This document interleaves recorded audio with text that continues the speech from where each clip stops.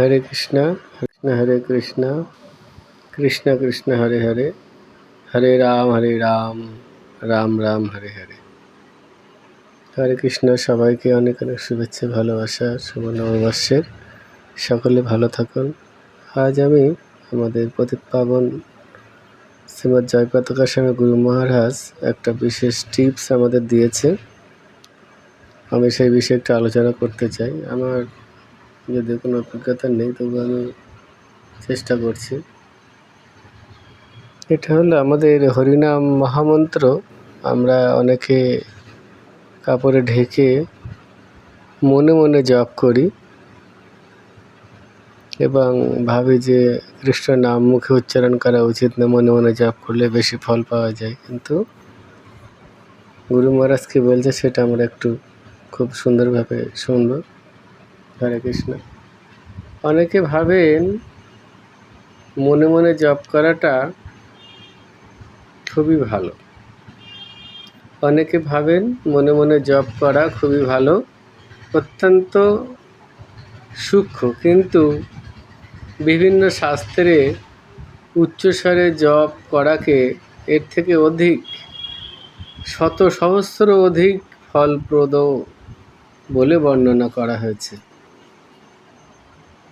তাই আমরা চাই ভক্তরা যতটা সম্ভব উচ্চস্বরে জপ করুক। কি বলছে গুরু মহারাজ?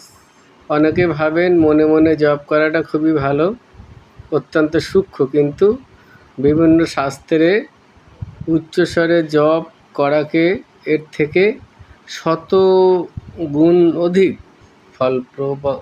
ফলপ্রদ বলে বর্ণনা করা হয়েছে।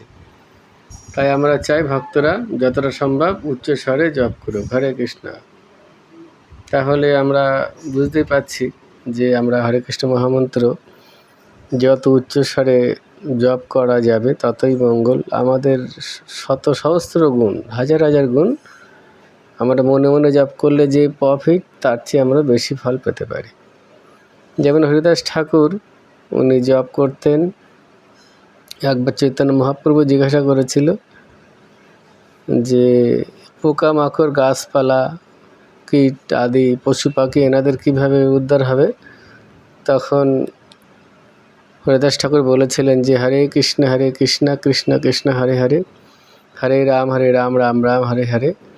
এই হরিনাম মহামন্ত্র উচ্চস্বরে কীর্তন করলে সমস্ত পোকামাকড়, গাছপালা, পশু পাখি সবার কর্ণভেদ করে তাদের হৃদয়ে প্রবেশ করবে এবং তারা এইভাবে উদ্ধার পাবে।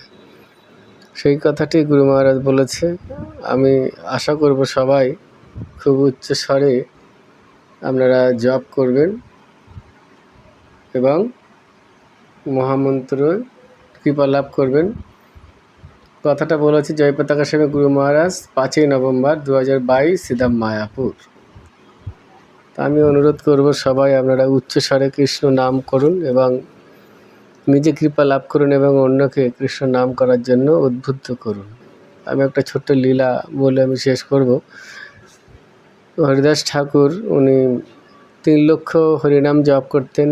উনি হচ্ছে আচার্য মনে হলো শিক্ষক, হরিনামের শিক্ষক। উনি 1 লক্ষ মালা মনে মনে জপ করতেন, 1 লক্ষ মালা মৃদু স্বরে এবং 1 লক্ষ উচ্চস্বরে। কিন্তু শাস্ত্রে বলছে উচ্চস্বরে জপটা সবচেয়ে অধিক ফলদায়ক সকলের জন্য। এই উচ্চস্বরে জপ করলেই আমাদের বেশি কল্যাণ হবে, তাড়াতাড়ি দ্রুত আমরা কৃষ্ণ ভক্তি অর্জন করতে পারব। কৃষ্ণ নামের যে কত পাওয়ার, যত বড় ময়লার থেকে, যেমন ময়লা জল থেকে সূর্য চুষে নেয়, ভালো জলটাও চুষে নেয়, ঠিক সেই রকম যত খারাপ লোক হোক না কেন, শুধু হরে কৃষ্ণ কৃষ্ণ কৃষ্ণ হরে হরে, হরে রাম রাম রাম হরে হরে, এই মহামন্ত্র জপ করার মাধ্যমে আমরা শুদ্ধ হতে পারি এবং শুদ্ধ ভক্ত পরিণত হতে পারি। এরকম অনেক দৃষ্টান্ত আছে। হরে কৃষ্ণ। আমি সকলের চরণ ধরে আমি অনুরোধ করব আপনারা উচ্চস্বরে হরি নাম করুন এবং ভগবানের কৃপা লাভ করুন। নিতাই গৌর প্রেমানন্দে। হরি হরি হরি হরি হরি হরি।